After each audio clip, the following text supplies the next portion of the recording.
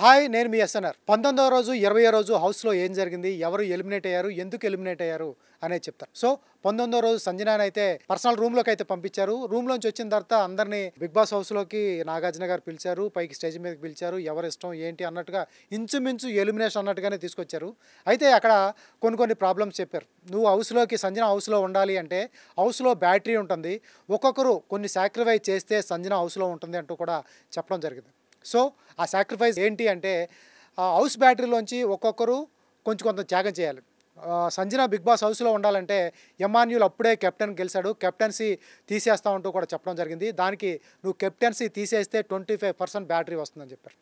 ఇమీడియట్గా ఎమాన్యుల్ నా కెప్టెన్సీ వద్దు, సంజన ఇంట్లోకి వస్తే బాగుంటుంది అంటూ కూడా చెప్పడం జరిగింది. అలాగే శ్రీజాని కూడా అడిగాడు బిగ్ బాస్, శ్రీజ నువ్వు సంజన బిగ్ బాస్ హౌస్లో ఉండాలి అంటే నువ్వు ఉన్నంత కాలం ఒకే డ్రెస్తో ఉండాలి, దానికి ఓకేనా అంటే ఎస్కే కాదు అని చెప్పింది. తర్వాత తనూజకి మనందరికీ తెలుసు కాఫీ అంటే ఇష్టం, కాఫీ లేకపోతే తను ఉండలేదు, కాఫీ లేకపోయినా కాఫీ డబ్బా స్మెల్ చేస్తూ ఉంటుంది. సో నువ్వు హౌస్లో ఉన్నంతకాలం, ఎంతకాలం ఉంటావో, ఎన్ని వారాలు ఉంటావో, ఎన్ని రోజులు ఉంటావో తెలీదు, బట్ ఉన్నంతకాలం కాఫీ తాగడానికి అవకాశం లేదు. అలాగే బిగ్ బాస్ నీ కాఫీ కూడా ఆఫర్ చేయడు. నువ్వు కాఫీ మానేస్తే బ్యాటరీలోంచి 25% వస్తుంది. అలాగే సంజన హౌస్లోకి రావడానికి అవకాశం ఉంటుంది, నువ్వు హెల్ప్ చేసిన దాని అవుతావు నాగార్జున చెప్పడంతో తను చాలా ఆలోచించుకుని నిజంగా సాక్రిఫైస్, ఒక అలవాటు ఉన్న వాళ్ళు మానాలంటే. బట్ తనూజ అయితే పర్లేదు బిగ్ బాస్ నేను ఉంటానంటూ కూడా చెప్పడం జరిగింది. తర్వాత సుమన్ శెట్టిని అడిగారు.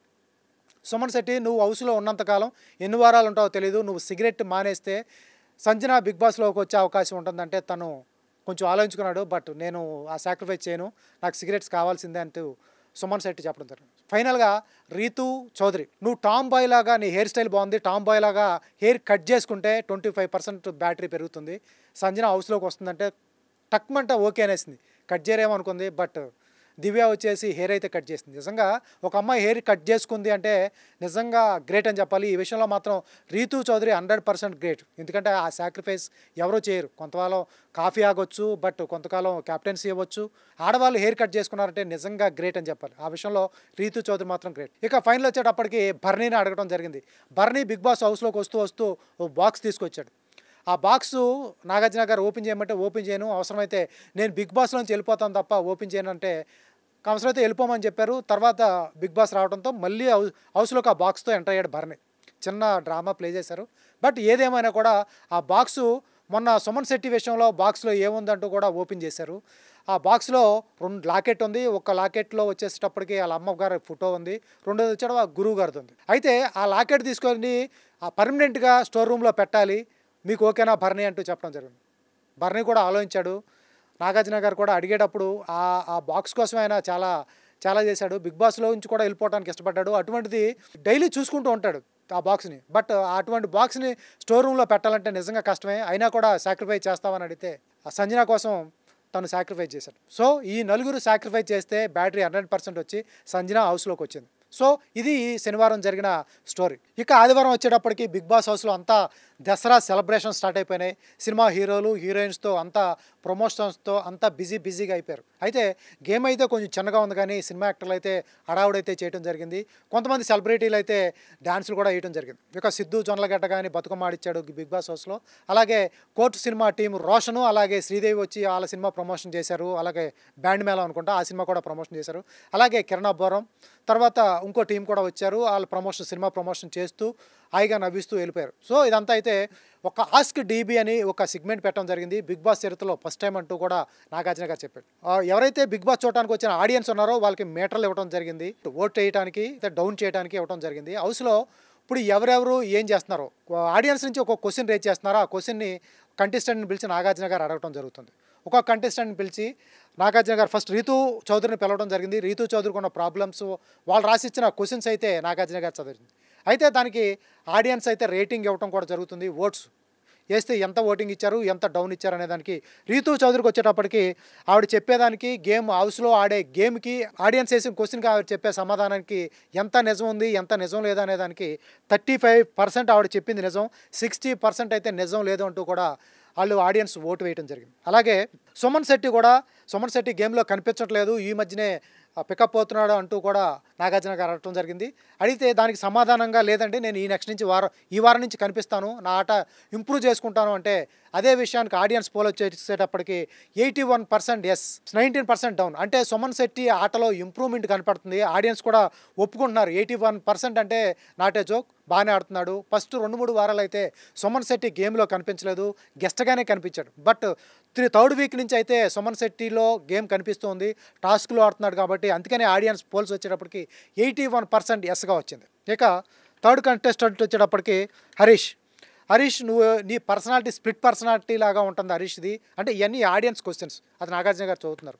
డిఫరెంట్గా బిహేవ్ చేస్తుంటాడు హరీష్, అతనిలో స్ప్లిట్ పర్సనాలిటీ ఉంది అంటూ కూడా కరెక్టా హరీష్ అని నాగార్జున గారు అడిగారు. దానికి హరీష్ యాజ్ యూజువల్గా నేను అలా కాదండి, నేను ప్రాంప్ట్గా ఉంటాను, నిజంగా ఉంటాను, వాళ్ళంతా మాస్క్ వేసుకున్నారు, నేను మాస్క్ వేసుకోను అంటూ కూడా చెప్పడం జరిగింది. అసలు హరీష్ చెప్పేది నిజమా కాదా అని పోలింగ్కి వెళ్ళేటప్పటికి 26% ఎస్, 74% డౌన్గా వచ్చారు. అంటే ఇంచుమించు కూడా హరీష్ని ఆడియన్స్ యాక్సెప్ట్ చేయట్లేదు, అతను కూడా డౌన్ఫాల్లో ఉన్నాడు. రేపో మాపో అతను ఆట తీరులో కానీ బాగోకపోతే అతను ఈ నెక్స్ట్ వీక్లో ఎలిమినేట్ అయ్యే అవకాశాలు ఎక్కువగా ఉన్నాయి, ఎందుకంటే ఇది ఆడియన్స్ పోల్స్ కాబట్టి. ఇక దమ్ము శ్రీజ వచ్చేటప్పటికి దమ్ము శ్రీజ ఇక ఆవిడ మాట్లాడుతూనే ఉంది, ఏదైతే తనకు ప్లస్ అయిందో అదే మైనస్ అవుతుంది అంటూ కూడా ఆడియన్స్ క్వశ్చన్ నుంచి నాగార్జున గారు రేజ్ చేశారు. లేదండి, ఈ వీక్ నుంచి నేను మాట్లాడలేదు, ఏ విషయంలో మాట్లాడాలో అదే విషయంలో మాట్లాడుతున్నాను, అన్నిటికీ నేను పాయింట్అవుట్ చేయట్లేదంటూ దమ్ము శ్రీజ చెప్పింది. దమ్ము శ్రీజ చెప్పింది కానీ తన ఆట తీరు కానీ ఆడియన్స్ పోల్స్ నుంచి తీసుకుంటే 26% ఎస్ అని వచ్చింది, 74% మాత్రం డౌన్ ఇచ్చారు, యారో డౌన్ ఇవ్వడం జరిగింది. అంటే దమ్ము శ్రీజ కూడా నామినేషన్స్లో గట్టిగా ఉంది, ఆడియన్స్ దగ్గర నుంచి ఆవిడకు ఓట్లు అయితే రావటం లేదు, ఇది గమనించుకోవాలి. ఇక కళ్యాణ్ అగ్ని పరీక్ష నుంచి చాలా బాగా ఆడుతున్నాడు, హౌస్లోకి వచ్చిన తర్వాత మంచి కంటెస్టెంట్ అనుకున్నారు అందరూ. కానీ అగ్ని పరీక్ష తర్వాత హౌస్లోకి వచ్చిన తర్వాత థర్డ్ వీక్ అయినా కూడా అతనిలో ఆట కనిపించట్లేదు, ఎందుకు కనిపించట్లేదు అని అడిగితే లేదు సార్ నేను ఆడుతూనే ఉన్నాను. వాళ్ళు ఆడియన్స్ ఎక్కువగా రేజ్ చేసింది ఏంటంటే తన అమ్మాయిలతో ఎక్కువగా తిరుగుతున్నాడు, అమ్మాయిలతోనే టైం పాస్ చేస్తున్నాడు, గేముల మీద కాన్సన్ట్రేషన్ చేయట్లేదు అంటూ కూడా అతని మీద పాయింట్అవుట్ చేశారు. దానికి కళ్యాణ్ కూడా రీజన్ ఇచ్చాడు, నేను ఆడవాళ్ళతో తిరగట్లేదండి, పోర్ట్రేట్ చేసేది అలా పోర్ట్రేట్ అవుతుంది తప్ప నేను గేమ్ ఆడుతున్నాను అన్నారు. సరే అతను చెప్పింది నిజమా కాదా అని ఆడియన్స్ పోల్స్కి వెళ్తే కళ్యాణ్కి 42% ఎస్, 58% డౌన్ ఇచ్చారు. అంటే కొద్ది గొప్ప దమ్ము శ్రీజ కానీ హరీష్ మీద కానీ కళ్యాణ్ ఆట బాగుంది అంటూ కూడా ఆడియన్స్ యాక్సెప్ట్ చేస్తున్నారు. సో కళ్యాణ్ కానీ ఆట ఇంప్రూవ్ చేసుకుంటే 2-3 వారాలు ఉండే అవకాశం ఉంటుంది. భరణి వచ్చేటప్పటికి ఆడియన్స్ రాసిన క్వశ్చన్, భరణి ఇంకా పూర్తి స్థాయిలో తన ఆట మొదలు పెట్టలేదు, ఎక్కడో మాస్క్ పెట్టుకుని ఆడుతున్నాడు, ఎక్కడ తర్వాత అవకాశాలు తగ్గిపోతాయి. బిగ్ బాస్ హౌస్లోంచి వెళ్ళిపోయిన తర్వాత తన మాస్క్ వేసుకుంటే క్యారెక్టర్ అసాసినేట్ అవుతుంది కాబట్టి అందుకనే చూసి ఆడుతున్నాడు. అందువల్ల భరణి కూడా మాస్క్తోనే ఉన్నాడు, పూర్తి స్థాయి ఆట అయితే బయటికి రావటం లేదు అంటూ అడగటం జరిగింది.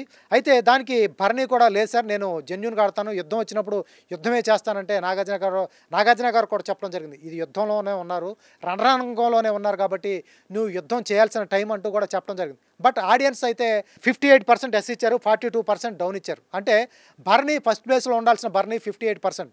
భరణి ఆట ఫస్ట్ దగ్గర నుంచి చూస్తే గనుక చాలా నిజాయితీగా ఆడుతున్నాడు, చాలా ఆనెస్ట్గా ఉన్నాడు అంటూ కూడా చెప్పడం జరిగింది. అయితే భరణిది ఎక్కడో ఫస్ట్ గుడ్డు పోయినప్పుడు మాత్రమే భరణి ఒరిజినల్ భరణి ఉన్నాడు, తర్వాత నుంచి మాస్క్తో ఉన్నాడంటూ కూడా చాలామంది చెప్పడం జరిగింది. అంటే ఒరిజినల్ భరణి అయితే గేమ్ చూపించడం లేదు, ఇది ప్రతి కామన్ ఆడియన్స్ కూడా తెలుస్తుంది. తన ఎమోషను షార్ట్ టెంపర్ భరణికి, తను చాలా కన్స్ట్రక్టివ్గా ఆడుతున్నాడు, ప్రతి విషయంలో రేజ్ అవ్వట్లేదు, ఆలోచిస్తూ మనకెందుకులే రిస్క్, రేపొద్దున బయటికి వెళ్ళిన తర్వాత ఒక లైఫ్ ఉంటుంది, ఇక్కడ ఓపెన్ అయిపోతే మన క్యారెక్టర్ అసాసినేట్ అవుతుంది, బయట క్యారెక్టర్స్ రావు అంటూ కూడా అది ఎక్కడో ఆలోచించి గేమ్ అయితే ఆడుతున్నాడు భరణి. నాగార్జున గారు కూడా ఇదే క్యాచ్ చేశాడు. భరణిలో మాస్క్ అయితే ఉంది, ఎందుకంటే కప్పు కొట్టే అవకాశం ఉన్న ఏకైక కంటెస్టెంట్ భరణి. బట్ అతను కూడా ఆడియన్స్ పోల్లో 58% ఇచ్చారు. అంటే భరణి ఆడాలి, మాస్క్ తీసి ఆడితే మంచి ఆట ఆడతాడు. వచ్చేటప్పటికి ప్రియా 18% ఎస్ ఇచ్చారు. ప్రియా ఆటలో నిజాయితీ లేదు, పద్దానికి నామినేట్ చేస్తుంది, చిన్న అంశాలకు నామినేట్ చేస్తుంది, పది వాళ్ళ మీద కంప్లైంట్ చేస్తుంది అంటూ ఆవిడ ఎలిగేషన్ చేశారు. దానికి లేదు సార్ అంటూ కూడా ప్రియా చెప్పుకుంటూ వస్తుంది. కానీ ఆడియన్స్ అయితే తను నమ్మలేదు అన్నట్టుగానే ఈ వారం ఎలిమినేట్ కూడా అయింది. 18% ఎస్ ఇచ్చారు, అందరికంటే డౌన్ ఎస్ ఇచ్చింది తనకే. తర్వాత తనుజ ఆడియన్స్ వచ్చేటప్పటికి తను ఎమోషనల్ అయిపోతున్నావు, బాగా చిన్న విషయాలకి ఏడుస్తున్నావు అంటూ కూడా చెప్పడం జరిగింది. అయితే దానికి తాను కూడా ఏదో చిన్న సమాధానాలు చెప్పింది, అందరూ నా మాట వింటలేదు, నన్ను పట్టించుకోవట్లేదు, ఏదో చిన్న ఎలిగేషన్స్, అవి పెద్ద విషయాలేం కాదు.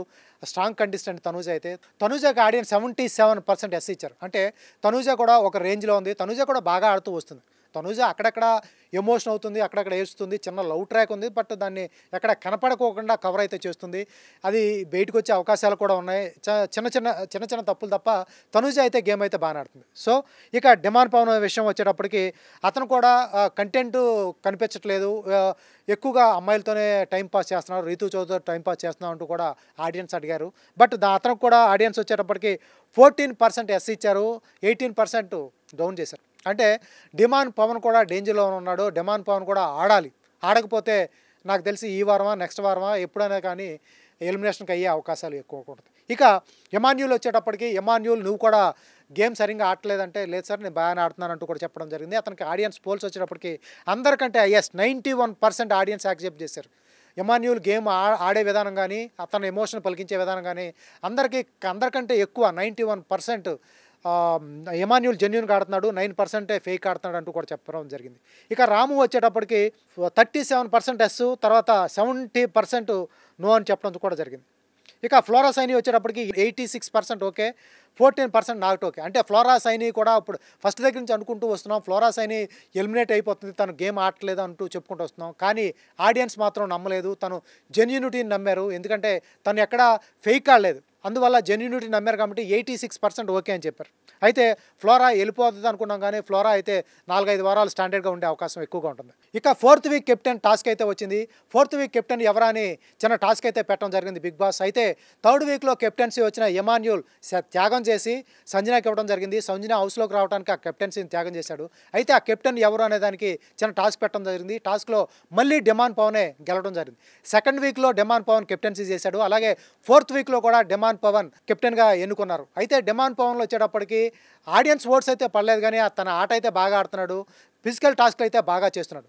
తను కూడా కొంచెం లవ్ ట్రాక్, రీతు చౌదరితో ఉన్న లవ్ ట్రాక్ పక్కన పెట్టి రియాలిటీ తెలుసుకుని బయటకు వస్తే డిమాండ్ పవన్ మాత్రం మంచి కంటెస్టెంట్ అవుతాడు, మంచి గేమ్ అయితే ఆడుతున్నాడు. ఇక ఫైనల్ వచ్చేటప్పటికి, ఎలిమినేషన్ రౌండ్ వచ్చేటప్పటికి కళ్యాణ్ వర్సెస్ ప్రియా. ఇక కళ్యాణ్ అయితే నిజంగా ఏడ్చేస్తున్నాడు. మన హౌస్లోకి వచ్చిన కామనర్స్ కూడా ఇద్దరూ కూడా, షాకీబ్ కానీ తర్వాత నాగా కానీ ఎవరిని స్వాప్ చేస్తూ ఉంటే ఫస్ట్ కళ్యాణ్ పేరే చెప్పారు. అంటే మనకు అప్పుడే అర్థమైపోయింది కళ్యాణ్ హౌస్ నుంచి వెళ్ళిపోయే అవకాశాలు ఎక్కువగా ఉన్నాయని. అలాగే చాలామంది వచ్చి చెప్పడం, నాగార్జున గారు కూడా అడగడం, కళ్యాణ్ ఈ ఆట కనిపించట్లేదంటూ తనకి ఎలిమినేషన్లో ఉన్నాడు కాబట్టి భయం వేసింది. బట్ ఫైనల్గా వచ్చేటప్పటికి ప్రియా ఎలిమినేట్ అయింది.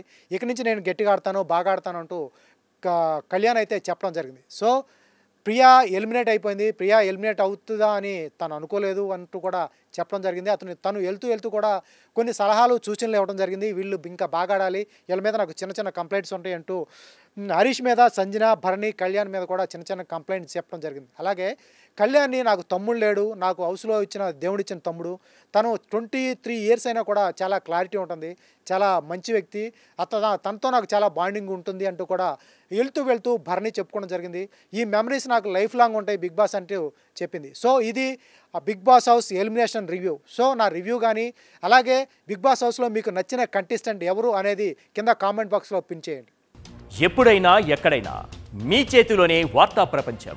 మీ మొబైల్లో, మీ కంప్యూటర్లో, మీ టీవీలో సాక్షి టీవీ డిజిటల్ ప్రసారాల కోసం లాగిన్ అవ్వండి. www.youtube.com/సాక్షి టీవీ. సబ్స్క్రైబ్ సాక్షి టీవీ యూట్యూబ్ ఛానల్.